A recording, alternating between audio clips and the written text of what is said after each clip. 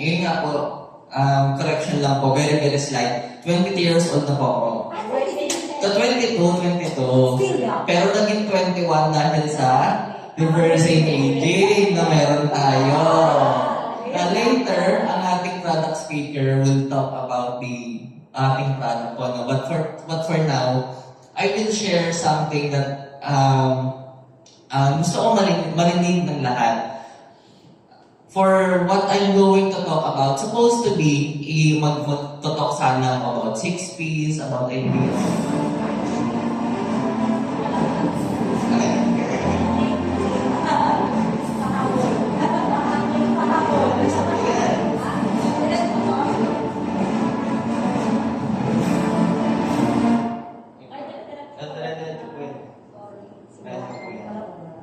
So, ayun. Today, yun nga, sana 6 Ps or hindi share ka, pero mag-share na lang ako ng something na very, very important sa ating lahat. Dreams and freedom. Taas sa mga guests and sa mga current leaders natin, no? Sino sa inyo ang still dreaming? Hala, ang dalis, wala nang nangangarap. Or sino sa atin lahat ngayon ang may matatawag na freedom? Freedom. Kaya po mga tingnan freedom. Kasi, alam nyo, masishare ko lang, no? Lahat tayo nung bata tayo, when we were kids, we used to dream big. Mga bata tayo, lagi tayong mahilig tayong mangarap, di po ba? Pangarap natin mag-travel the world, tulungan ng family natin, mabigyan ng magandang buhay, or bahay na lang ng ating mga magulang, ng ating pamilya, at mabuhay sa sarili nating terms. Pero as we grow up, no, as tumanda tayo, as we grow old each year, tumatama ang realidad, di ba? Andiyan mga bills, mga routines, mga responsibilidad sa buhay na suddenly, yung mga pangarap natin sa buhay will just mawawala lang. Or minsan maramdaman natin na yung pangarap natin is just too far away para ma-reach. Di po ba? Nararamdaman natin yun. Maabot tayo sa mga ganung sitwasyon. Yeah. So, that's when I met Three-Way na I had a lot of realizations ba na I would like to share. No? In Three-Way, it reminded me or niremind ako ng Three-Way na dreams doesn't expire. Ulitin nyo nga, dreams doesn't expire. At ang mga dreams natin, ang mga pangarap natin, it would just need the right environment if gugustuhin pa natin mabuhay ang ating mga dreams, ang ating mga pangarap. You know, i-share ko lang rin, no? Sa Three-Way, natutunan ko at naramdaman ko talaga na ang dreams or pag nangangarap tayo, hindi yung act of being childish, di ba? Dream or dreaming is the blueprint ng ating freedom, ng kung anong gusto natin marating sa buhay. And sa ating mga first-timers, I would like to share na ang Three-Way or the right way, ang full name ng Three-Way, isn't just about the business. Hindi lang po tayo about the business, but I can say na Three-Way is about freedom. Diba? Kanina tinanong ko lahat, sino ang may freedom na matatawag na freedom? Kasi what freedom for me is, freedom is the way to live my life, diba? To make choices without fear, diba? To have time with the people that I love, you love, and the freedom to build that something really matters pagdating sa sarili natin, pagdating sa buhay natin, diba? Tama po ba? Kasi freedom, hindi yan basta-basta makukuha, di ba? You know, pagdating ko sa Three-Way, marami akong na-realize, especially pagdating sa common people versus uncommon people. Di ba? May kita natin na pagdating sa common people, lahat sila nakakulong, lahat sila nakapreso, lahat sila nakatali. Hindi sa physical na kulungan, hindi sa physical na tali, hindi sa physical na chain, kundi sa sarili nilang mindset, kundi sa sarili nilang buhay. Kasi bakit? They lost the ability to dream. At nung nawala ng ability nila to dream, nawala na rin yung kakayanan nila magkaroon ng kalayaan sa buhay nila. So, di ba, ang freedom or ang kalayaan is hindi lang yan basta sa pera. Oo, masasabi natin na when you have money, you can buy anything, you can go anywhere, but still, freedom is not about the money. Freedom can also be means having the time for your family. Yung freedom mo na magkasama mo, pamilya mo, anytime that you'd like, di ba? Yung freedom mo na magkaroon ka ng peace of mind or peace of heart kung nasaan man ang pamilya mo, nasaan ka man, di ba? And the freedom to, or yung kakayanan, na piliin mo talaga kung ano yung gusto mo sa buhay. Kasi Reway is that kind of platform na nagbibigay sa atin ng ganong klaseng freedom. Pinapalagpakan natin lahat yan. Di ba?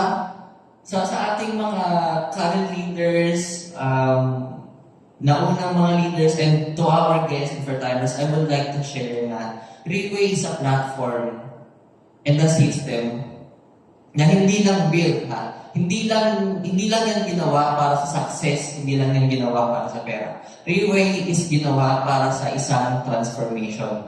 Diba? Sa every week, every quarter, meron tayong training, testimonials, leadership journey, diba? Na makikita natin, maririnig natin, mararamdaman natin first hand na in Reway, mawitness talaga natin na freedom is possible. Magiging possible ang freedom or kalayaan only if we dare to dream again. Kasi, again, para saan pa ang buhay if we don't have a dream, di ba? Para saan pa ang buhay if wala tayong freedom or will na gawin ng isang bagay? And when we dream again, we also need to work for those dreams, di ba? Kasi ang dreams or ang pangarap can just become a dream without any action. And here in Reway, I would like to share na hindi lang tayo nag-chase ng money. We are not just chasing money here in Reway. Because we are building a life. Bumubuo tayo ng buhay natin, not just only for ourselves, but also for our loved ones, our family, our colleagues and friends na nagbibigay ng meaning and freedom sa mga buhay nating lahat. Diba? Here in Reway, para sa mga ating first-timers and guests, here in Reway, we do things na like we work, we learn, we grow, and we help each others grow. Diba? That can be also a definition of success na nagbibigay freedom sa ating lahat. Kasi freedom can have a lot of many meanings. Freedom can have a lot of many definitions. Pero para sa akin, freedom means gumigising ka sa araw-araw. Freedom means waking up every day with a purpose. May dahilan, gaya ng doing the things that you love, surrounded by the people who believe in your growth, who believe in you, who believes on the future countless possibilities na pwedeng mangyari sa buhay. Hindi lang basta gossip, hindi lang chismisan araw-araw, di ba? And for the people who dream again, who actually does something to do with those dreams, di ba? Talagang ginagawa ng paraan ang mga dreams. Sorry, nag-note ako kasi kanya talaga hindi ko alam na sasabihin. Hindi pa prepared din. So, ayun, di ba? Freedom is not being controlled by fear, di ba? Hindi tayo nababound sa what if ganito, what if ganyan. Natatakot ako kasi baka ganito, ganyan. It's not freedom. Kasi if we have those fears, tali na kagad tayo. Hindi na natin kagad napupush through yung sarili natin on the things that we wanted to do, di ba? But as well, here at Reway, with those kind of fears, we put it aside and we replace it with guidance of vision, di ba? It's important that when we have dreams, when we wanted to achieve our freedom, it is important that we are guided with our visions, with vision. So I'd like to thank my direct applicant and sponsor, Timothy Pamo, Ms. Aurelius, for that very wonderful vision and dream building ahead. So yeah, and syempre, here in Reway, and freedom can means having the courage to lead, to build the others, and live lives, not just yours, but for everyone who's around you. So, para sa ating lahat ngayon na nandito, I would like to end my sharing for today na keep your dreams alive. Because dreams are not just fantasies. Dreams are plans waiting for action. And with three ways those plans can actually happen. Don't just chase success. Let us pursue freedom. Don't just dream for ourselves, but also dream for others too. Because in real way, or in the right way, when one person achieves freedom, we all rise together. Thank you. Magaling. Ang ganda naman ang sinabi ni ni Jello. Ngayon, nagdi-dream ba kayo ngayon? Yes!